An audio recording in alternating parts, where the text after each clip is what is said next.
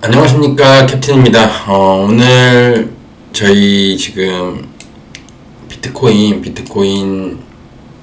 시장, 그리고 비트코인, 그리고 이더리움 흐름들을 전반적으로 오늘 FOMC부터 해서 어떠한 방향으로 보고 있는지, 그리고 그 근거들은 무엇인지, 앞으로 3월달, 4월달, 남은 3월달과 4월달 어떠한 식으로 흘러갈 것인지에 대해서 여러분들한테 여러 가지 근거들을 제시하면서 제가 지금 오늘 FOMC부터 상승을 조금 보고 있는 이유, 3, 4월 시장을 상승을 보고 있는 이유에 대해서 브리핑을 좀 해드리려고 합니다.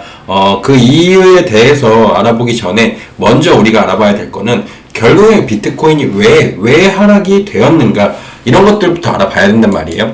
제가 작년에 비트코인 10만 달러 갈 것 같아요, 7만 달러 갈 것 같아요, 이런 것들을 설명드린 구간들이 있었어요. 그래서 오늘 인트로 영상에 일부러 넣었습니다. 이 인트로 영상에 넣은 부분에 보면은 제가 10만 달러 갈 것 같아요, 이 고점 넘어 살 것 같아요, 2023년부터 지금까지 계속 그러한 부분들을 언급했던 내용들이 있어요.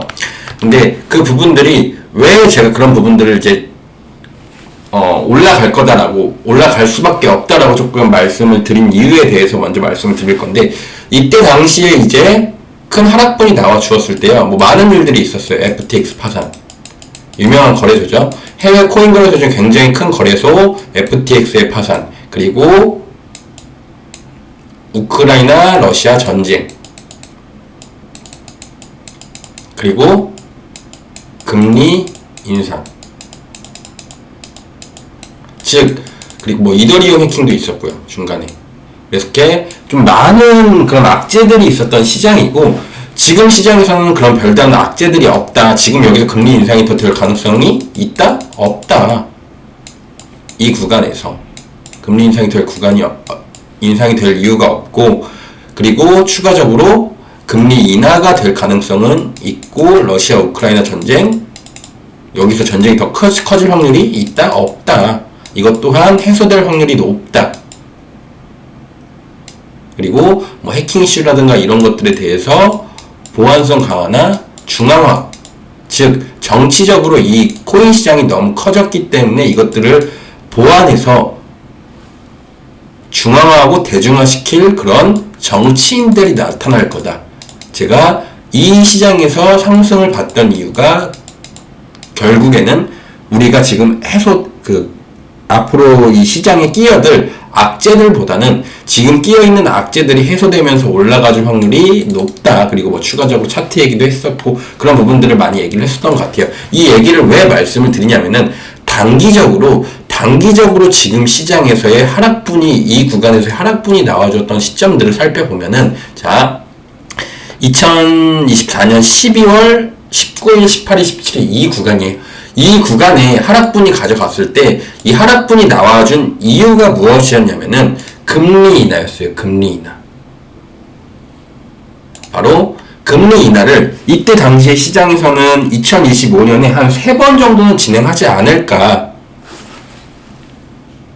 그리고 2025년에 한 우리가 예상할 수 있는 그런 금리가 한 3.4%는 되지 않을까. 근데 이때 당시에 FOMC 파월 의장의 발표에 의하면 3.9% 정도로 측정을 하고 바라보고 내년을 좀 바라보면 될 것 같다. 그래서 내년에는 금리 인하가 4번이 아니라 한 2번 정도 이루어지는 게 맞다라고 하면서 금리 인하에 대한 내용을 수정했어요. 그래서 금리 인하 4번 예상했던 것과는 달리 25년 달리 2번으로 점도표가 나오면서, 점도표라는 거는 그 FOMC 구성원들의 찬반 투표 같은 거라고 보시면 돼요. 그래서 3번 하는 게 적정하다, 2번 하는 게 적정하다, 4번 하는 게 적정하다, 그렇게 약간 투표 같은 거라고 보시면 되는데, 4번을 시장에서 예상을 했던 것과는 달리 2번으로 점도표가 나오게 되면서 금리 인하에 대한, 그리고 시장에 대한 불확실성이 끼어들면서 조금은 조정 구간으로 접어들었던 시기였다라고 보시면 될 것 같고, 그 다음에 나왔던 이 하락분인데, 이 하락분이 무엇이 이제 트리거로서 작용을 했냐면은, 재료로서 작용을 했냐면은, 바로 트럼프 취임 시기예요. 트럼프가 이제 취임을 하면서 맨 처음에 발언을 했던 게 관세입니다. 결국엔 관세로 인해서, 그 관세 발언으로 인해서, 이 시장에 대한 경기 둔화 혹은 침체, 이런 것들의 우려로 인해서 시장이 전반적인 공포가 찌들면서, 시장의 그 경기 침체에 대한 우려, 둔화, 인플레이션, 이런 것들에 복합적으로 이 시장이 전반적인 공포가 끼어들면서 상승으로 가던 나스닥도, 그리고 가상자산 이 시장도 하락분이 나와주었던 구간이었다라고 보는 건데, 자, 그러면은 이 두 가지의 악재, 단기 악재로 하락분이 나와주었는데, 제가 말씀드렸던 것처럼 이 악재들이 해소가 돼야 된다는 거예요. 그러면 너 말은 그러면 관세가 무효화될 거야? 아니에요. 자, 여기서 이제 중요한 부분, 관세에서의 중요한 부분인데, 여러분들 잘 아셔야 되는 게, 관세는요, 나라를 망하고자, 경기를 망하고자 하는 게 아니에요.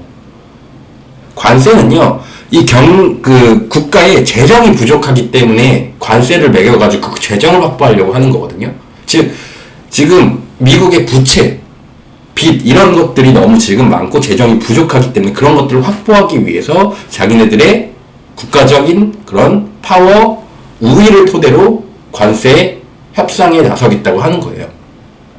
결국에는요, 이 경기 침체 우려를 근본적으로 해결하고자 하는, 어찌 보면은 조금 썩은 부분을 도려내고자 그 썩은 부분을 칼로 쑤시는 것과 다름이 없는 거거든요. 다만 칼로 찌르기 전에 우리가 이 상처가 치유가 되고 아픈 부분을 도려내기 전에는 무섭잖아요. 그러니까 그 공포가 시장에 끼어들었다라고 생각을 하시면 조금 쉬울 것 같다. 저는요, 어쨌거나 지금 트럼프라는 대통령이, 사람의 그 특징들을 봤을 때요, 이 사람은 인정 욕구가 굉장히 강합니다. 그래서요, 이 관세를 통해서 자기가 지금 국가의 재정의 이제 문제점이나 이런 것들을 해결을 하면서 인플레이션까지 잡아나가면서 금리도 안정시키고 경제적인 소비 지출 이런 것들도 안정시키고 국가의 재정도 안정시키는 그런 모습들을 4년간 최우선의 목표로 조금 진행을 하는 것 같다라는 판단을 했어요. 그렇기 때문에 중요한 거는, 관세는요, 여러분, 악재가 아니라요, 다만 공포심을 줄 수 있는 단순한 재료라는 거예요. 실제로 시행되면은 다를 거라는 거예요. 제 말은. 되면 다를 거다. 그리고 추가적으로 파월 의장은 바이든 대통령이 조금 임명을 시킨 사람 중에 한 명입니다. 그래서 트럼프가 대통령이 당선이 될 때 파월 의장이 조금 교체가 될 거라고 많은 사람들이 점쳤지만 그렇게 되지는 않았어요.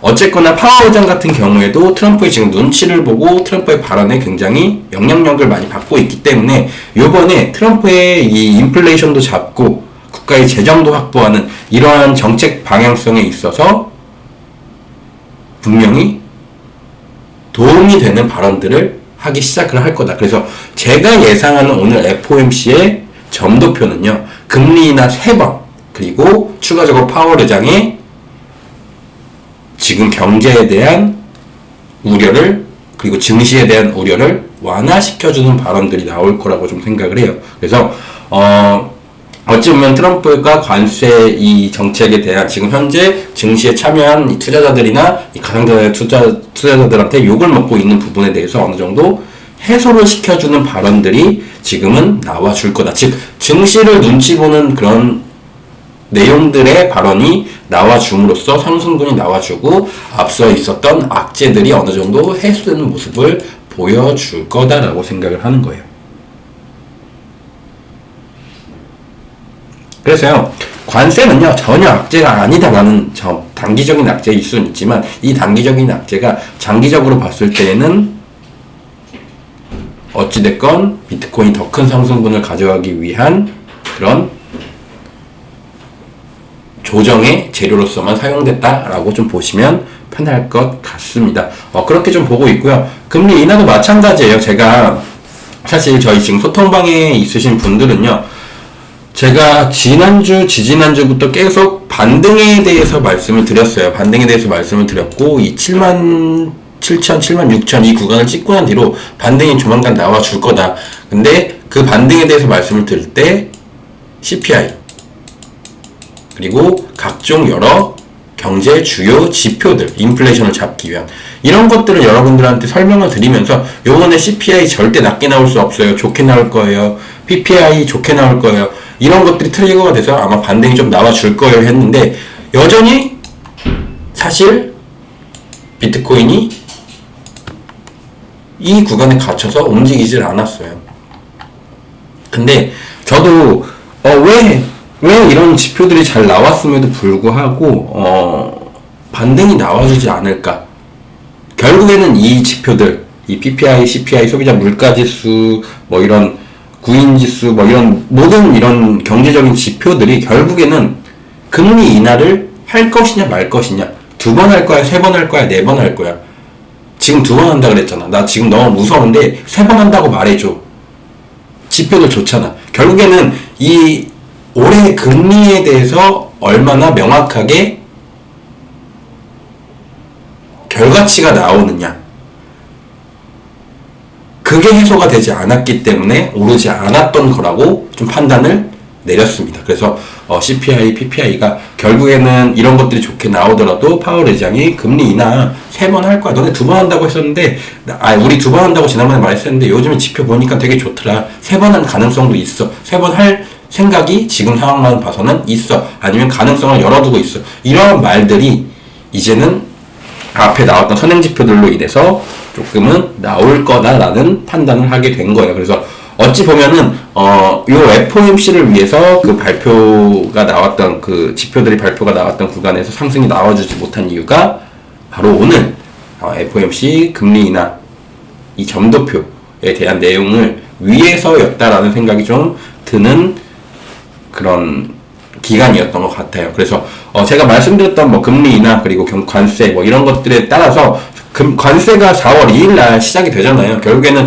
시작이 되면은 전 더 오를 거라고 생각을 해요. 그래서요, 단기 반등이 나오더라도 막 빠르게 이렇게 가기보다는 어느 정도 조금씩 회복이 되면서 4월 달 중순까지 조금 마무리가 되는 그림을 예상을 하고 있어요. 그래서 요번에 금리 인하로 한 1, 2주 정도 오르고, 그리고 관세 이슈로 관세가 시행되면서 오히려 또 한 1, 2주 정도 더 오르는 그림이 나와주지 않을까라고 생각을 해요. 그래서 지금 단기적인 시장은 조금 그렇게 바라보고 있고, 그 트리거가 오늘 아마 FOMC 발표로 나올 거라고 생각을 하고 있기 때문에 그렇게 좀 보시면 될 것 같고요.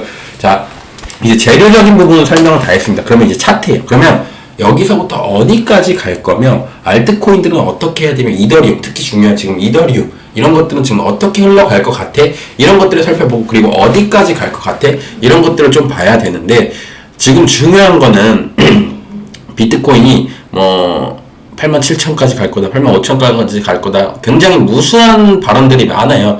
저는 개인적으로는요, 일단은 91,000, 93,000 이 구간까지는 무조건 갈 것 같아요. 자, 91,000에서 91,000 뭐 이런 구간인데, 이런 구간들까지 이제 간다고 생각을 하는 이유에 대해서 조금 말씀을 드리면은 이평선들을 조금 봐야 되는데,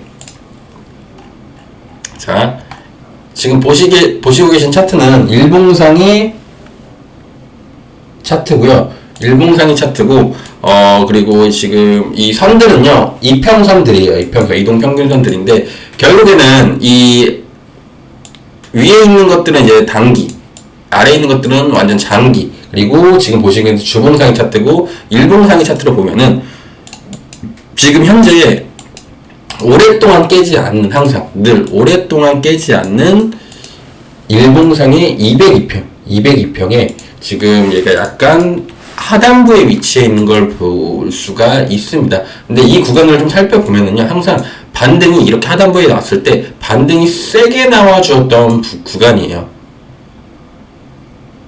반등이 세게 나와주었던 구간. 근데 이 반등이 항상 전 고점 부분까지 나와 주었던 구간이에요. 그래서요, 저는 개인적으로는 10만 5천까지 보는데요.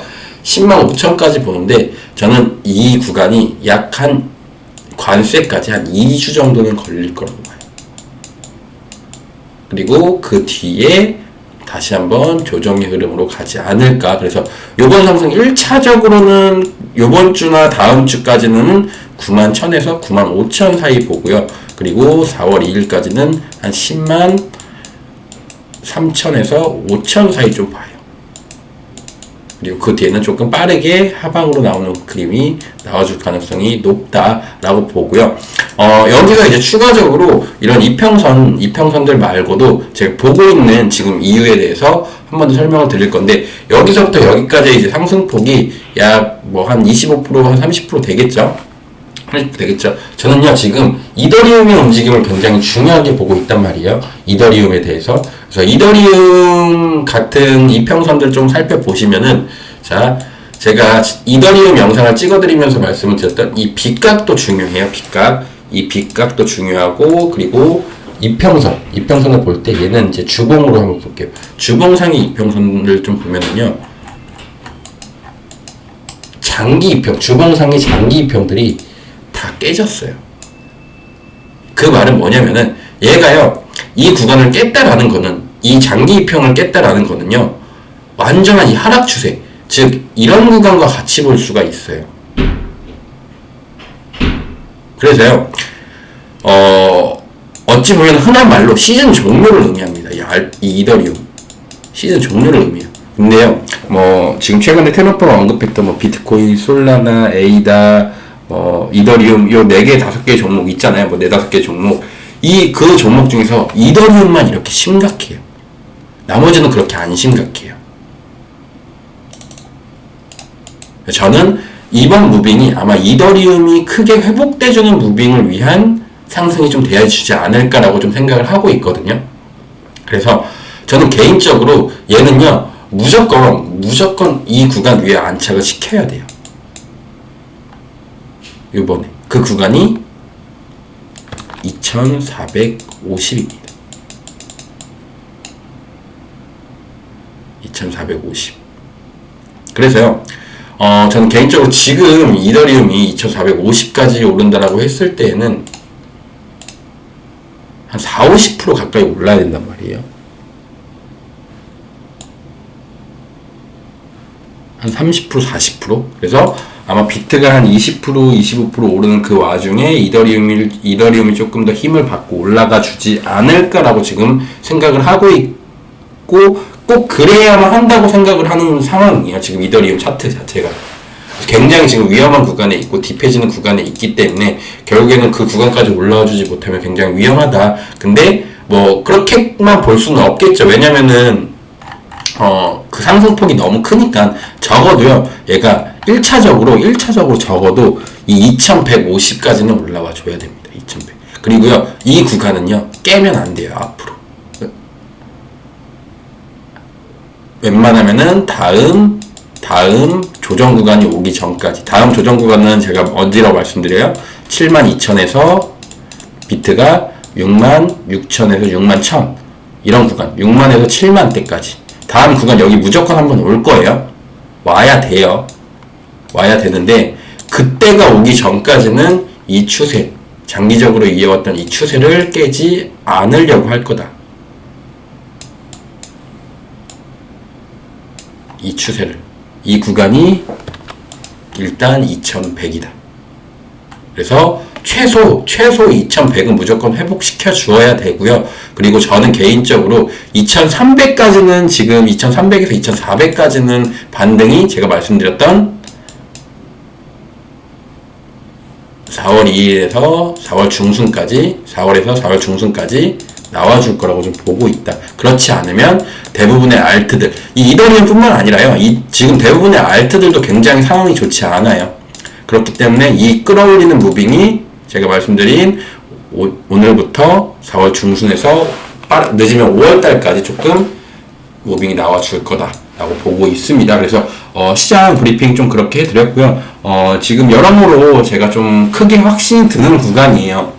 그래서 뭐 제가 작년에도 말씀드렸던 적이 있었고, 2023년에도 뭐 예측을 해드렸을 때 정확히 맞아들었을 때도 있었고, 그때만큼 지금 상승의 근거들이 굉장히 많이 보이는 구간이라고 조금 생각을 하고 있기 때문에 실질적으로 저희 지금 소통방에 있으신 분들 중에 선물하시는 분들은 이더리움 롱 자리를 조금 추천을 드렸고요. 그리고 지금 현재 저희가 가지고 있는 알트코인들 좀 이번 국면에서 좀 수익을 조금 많이 보고 좀 내드리려고 할 텐데, 어쨌거나 지금 시장 여러분들도 단기 반등 잘 노려서 수익 많이 챙겨가시면 좋을 것 같은 시장이니까 그렇게 알고 좀 진행을 해주시면 될 것 같고, 매매를 하실 시기는요, 결국에는 4월 2일이 마지막이라고 보시면 돼요. 그래서 저는 개인적으로 얘가 월봉으로 봤을 때 이 이평들을 회복해주는, 적어도 이런 2250, 2300, 2450 이런 구간까지 회복이 나와줄 거라고 좀 보거든요. 그래서 이번 달에는 뭐 2250을 회복해주는 모습, 그리고 다음 달에는 뭐 2400까지도 회복을 해주는 모습, 그래서 이런 모습들을 조금 장기적으로 보고 있으니까 그 안에서 여러분들도 너무 4월 중순까지 막 매매를 하시면 안 돼요. 매매하실 기간은 오늘부터 한 4월 첫째 주까지만 매매를 하셔야 돼요. 그러니까 신규 매수를 말씀드리는 거예요. 그 뒤에는 다시 한번 장기적인 조정으로 조금 이어질 가능성이 높은 구간이니까 그때부터는 조금 현금 확보를 차분히 해 나가시면은 좋을 것 같은 시장, 그리고 여전히 지금 제가 말씀드린 흐름만 이번 시장에서 나와준다라고 하면은 추가적으로 11월, 12월, 뭐 내년 초 이렇게 한 번 더 비트코인이 고점을 넘는 상승, 그리고 이더리움 또한 고점을 넘는 상승이 나와줄 수 있는 지금 아직까지는 여지가 있는 시장이니까 그때를 위해서 현금을 꼭 만들어 놓는 시간이 되셨으면 좋겠습니다. 그래서 3, 4월 잘만 이용하시면은 우리가 내년 상반기나 올해 하반기에 조금 비트가 큰 상승분 나와줄 때 진짜로 한 400%, 1000% 이상 수익을 볼 수 있는 구간들은 분명히 존재하니까 여러분들 너무 지금 구간에서 욕심 내셔가지고 하기보다는 굉장히 좀 보수적으로 매매해서 단기적인 수익만 조금 챙겨가시는 방향을 좀 추천드리도록 하겠습니다. 내용은 여기까지고요. 내용들에 대해서 제가 지금 밤새 조금 고민도 해보고 생각도 해보고, 그리고 어제 러시아 우크라이나 전쟁 해소 평화협정, 휴전협정까지도 있었죠. 그런 것들을 이제 다 실시간 뉴스로 보면서 종합적으로 머리에 정리를 하고 실시간으로 즉흥적으로 좀 말씀을 드리는 거다 보니까 빠진 내용들이 지금처럼 있을 수도 있겠지만 어제 그런 모든 부분들을 다 생각을 해 봤을 때 올라간다라는 확신이 굉장히 많이 드는 그런 시간들을 보냈던 것 같아요. 그래서 오늘 밤새고 와서 조금 바로 여러분들한테 말씀을 드리는 내용인데 굉장히 중요하니까 지금 시장 꼭 참여하셔가지고 이번 시장에서 최대한 현금을 많이 조금 확보를 해두시는 그런 방향으로 매매를 좀 잡으시면 좋을 것 같습니다. 이상입니다.